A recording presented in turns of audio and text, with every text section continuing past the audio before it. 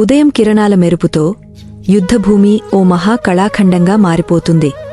సూర్యోదయపు సున్నితమైన కిరణాలు భూమిని తాకుతూ కౌరవుల సైన్యం తన ధైర్యాన్ని సృష్టించడానికి సిద్ధమవుతోంది.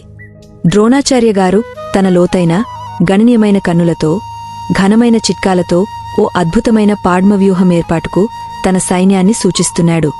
ఆయన ధారాళమైన తడిగా మెరుస్తున్న ఆర్ద్రమైన బాణాల మాదిరిగా ప్రతి యోధుడు ఖచ్చితమైన స్థానంలో కూర్చున్నాడు. ఇప్పుడే కౌరవుల యోధులు వారి దృఢ నిశ్చయంతో ఆ ప్రత్యేక లోటస్ ఆకారంలో సాగే పాడ్మవ్యూహాన్ని నిర్మించడానికి శ్రద్ధగా కదలికలు చూపుతారు. ఒక్కొక్క సైనికుడి కవచం, ఆయుధం మెరుస్తూ యుద్ధరంగాన్ని ఒక చలన చిత్రంగా మార్చేస్తుంది. ఆ దృశ్యంలో ద్రోణాచార్యగారు తన ఆదేశాలను ఘనంగా ప్రకటిస్తూ ప్రతి యోధుని దృఢ నిబద్ధతను, ప్రణాళికను స్పష్టంగా తెలియజేస్తాడు.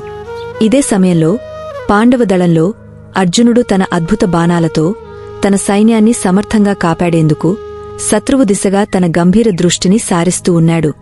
చిన్నపాటి కాని ఉత్సాహభరిత మనసుతో అభిమన్యుడు తన తండ్రి మాటలను, గురువు సూచనలను గ్రహిస్తూ యుద్ధభూమిలో ప్రవేశించడానికి సిద్ధంగా నిలబడుతున్నాడు. అతని ముఖంలో ఉత్సాహం, ధైర్యం మరియు కొంత అపరిమిత అనిశ్చితి ఒకేసారి కనిపిస్తుంది. ఆ దినపు గమనంలో దూరంలో నుండి దివ్యకృష్ణుడు తన మృదువైన చిరునవ్వుతో, శాంతియుత మెరుపుతో ఆకాశంలోని ఒక మూలల్లో నిలబడి యుద్ధభూమిని శాంతితో పర్యవేక్షిస్తున్నారు. అతని దివ్యస్ఫూర్తి ప్రతి యోధుని మనసులో ఒక కొత్త ఆశను, ఒక ప్రేరణను సృష్టిస్తుంది. ద్రోణాచార్యగారు తన ఖచ్చితమైన ఆదేశాలతో కౌరవుల యోధులను ఒక సమగ్రమైన పాడ్మవ్యూహంలో అమర్చుతారు. ప్రతి యోధుడు వారి ఖచ్చితమైన స్థానంలో సులభతరం చేయబడిన అద్భుత ఆకారంలో ఒక జీవించే కళాఖండంగా మారిపోయి యుద్ధరంగంలో తమ ప్రణాళికను, తమ ధైర్యాన్ని ప్రతిబింబిస్తారు. ఇప్పుడు యుద్ధభూమి ఒక నిరంతర చలన చిత్రంగా మారుతుంది. ప్రతి కదలిక, ప్రతి శబ్దం, ప్రతి మెరుపు అవి ఒక్కొక్క సైనికుని ఉత్సాహం, సంకల్పం, ధైర్యాన్ని వివరించి ఒక మహాయుద్ధగాథను ముదుర్చుతాయి. ఈ ఘన దృశ్యాల్లో పాండవదళం తమ ఆశయాలతో, తమ గురువు, తండ్రి మరియు దివ్యకృష్ణుని సూచనలతో ఒక కొత్త యుద్ధగాథను, ఒక అపార ప్రేరణను సృష్టించేందుకు సిద్ధంగా ఉన్నది. ఈ విధంగా ఈ ఉదయం, ఈ యుద్ధభూమి ప్రతి యోధుని హృదయంలో ఓ అజేయ సంకల్పం, ఓ చిరస్థాయ ధైర్యం, ఓ అజేయ త్యాగ కథను రాస్తుంది. ప్రతి క్షణం, ప్రతి శ్వాస మనకు ఒక స్ఫూర్తిదాయక యుద్ధగాథను, ఒక నిరంతర ప్రేరణను అందజేస్తుంది. అప్పుడే యుద్ధహార్నులు గర్జించటం మొదలు పెడతాయి. శత్రువు దిశగా ఒక యువ, ధైర్యవంతుడైన అభిమన్యుడు తన తండ్రి అర్జునుని ఆశలు, గురువు కృష్ణుని దివ్య సూచనలు కలిపి ఆ భయంకరమైన పాడ్మవ్యూహంలో అడుగులు పెడతాడు. అతని ముఖంలో ఉత్సాహం, ఉగ్రధైర్యం మరియు కొంత అపరిమిత అనిశ్చితి తేలికగా కనిపిస్తుంది. అతని ప్రతి కదలిక, ప్రతి బాణం అతని లోపలనున్న ప్రాణస్ఫూర్తి, ధైర్యం మరియు రణ నైపుణ్యాన్ని చూపిస్తాయి. యుద్ధభూమిలో అభిమన్యుడు తన శరీర భాషను, తన మనసులోని ఉత్సాహాన్ని ప్రతి యుద్ధ దాడిలో వెల్లడిస్తూ శత్రువుల ఘోరదళాల మధ్యలో ఒక త్యాగగాథను రాస్తాడు.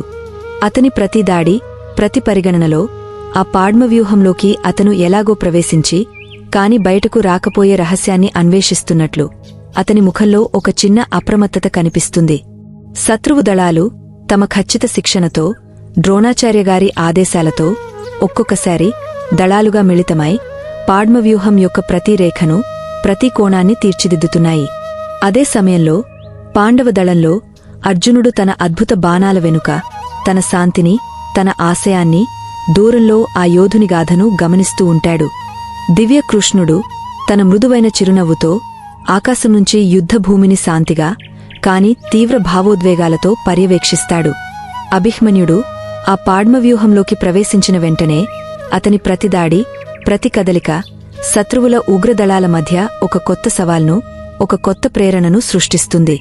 అతని ముఖంలో చూపించే ధైర్యం, అతని వేగవంతమైన దాడులు ప్రతి యుద్ధక్షణంలో ఒక కొత్త కథను, ఒక కొత్త నిశ్చయాన్ని రాస్తాయి.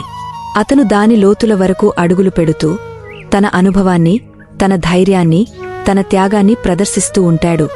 ఈ సమయంలో యుద్ధరంగంలో ప్రతి యోధుని, ప్రతి శబ్దం, ప్రతి కదలిక ఇవన్నీ ఒక గొప్ప యుద్ధగాథను, ఒక అజేయ త్యాగ కథను ముదుర్చుతాయి.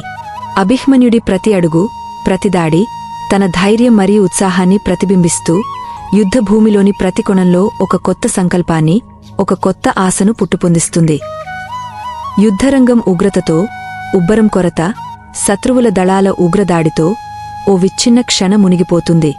అభిమన్యుడు తన ధైర్యంతో, తన ఉత్సాహంతో, తన రణ నైపుణ్యంతో శత్రువుల మధ్యలో నిలబడటానికి ప్రయత్నిస్తాడు. కాని ఆ అజేయ దళాలు, ఆ పాడ్మవ్యూహంలోని ప్రతి యోధుడు, ప్రతి కవచం ఇవి అతని ప్రాణాన్ని, అతని శౌర్యాన్ని పీడిస్తూ అతని ముందుకు రాకుండా చేస్తాయి. యుద్ధభూమిలో ప్రతి బాణం, ప్రతి దాడి, ప్రతి కదలిక ఇవన్నీ అభిమన్యుడి ఉత్సాహాన్ని, అతని త్యాగాన్ని, అతని అజేయ ధైర్యాన్ని ప్రతిఫలింపజేస్తాయి. అతని ముఖంలో ఉన్న ఒక చిన్న కన్నీటి తారవంటి అతని నిరంతర యుద్ధ ప్రాణస్ఫూర్తి ప్రతి యోధుని, ప్రతి సైనికుని మనసులను తాకుతుంది. అభిమన్యుడు తన ప్రతి దాడిలో, తన ప్రతి కదలికలో అతని త్యాగకథను, అతని ధైర్యగాథను ప్రతి శబ్దంలో ప్రతిబింబింపజేస్తాడు. సమయం క్రమేణా యుద్ధభూమి ఒక గాథగా, ఒక త్యాగగాథగా మారిపోతుంది. శత్రువుల ఉగ్రదళాల మధ్య అభిమన్యుడు తన చివరి కదలికను చూపిస్తూ, తన గొప్ప ధైర్యంతో, తన త్యాగంతో ప్రతి యోధుని గుండెల్లో ఒక చిరస్థాయి నిశ్చయాన్ని, ఒక అపార ప్రేరణను సృష్టిస్తాడు. అతని ప్రతి శ్వాస, అతని ప్రతి కదలిక ఓ అజేయ ధైర్యగాథగా మారి యుద్ధరంగంలో చిరస్థాయంగా మెరుస్తుంది. ఈ ఘోర సమరానంతరం పాండవదళం శాంతంగా, కాని తీవ్ర మనోవేదనతో తన దుఃఖాన్ని, తన నష్టాన్ని సమీక్షిస్తూ అర్జునుడు మరియు కృష్ణుడు తమ హృదయాల్లో ఒక కొత్త సంకల్పాన్ని, ఒక కొత్త ధైర్యాన్ని, ఒక నిరంతర ఆశను పునఃప్రేరేపిస్తారు. ప్రతి యోధుని, ప్రతి సైనికుని హృదయంలో అభిమన్యుడి త్యాగగాథ ఒక చిరస్థాయ స్ఫూర్తిగా, ఒక అపార నిబద్ధతగా నిలుస్తుంది. ఈ యుద్ధగాథలో ప్రతి శబ్దం, ప్రతి కదలిక, ప్రతి ఒత్తిడి ఒక త్యాగాన్ని, ఒక ధైర్యాన్ని, ఒక అపారగాథను రాస్తాయి.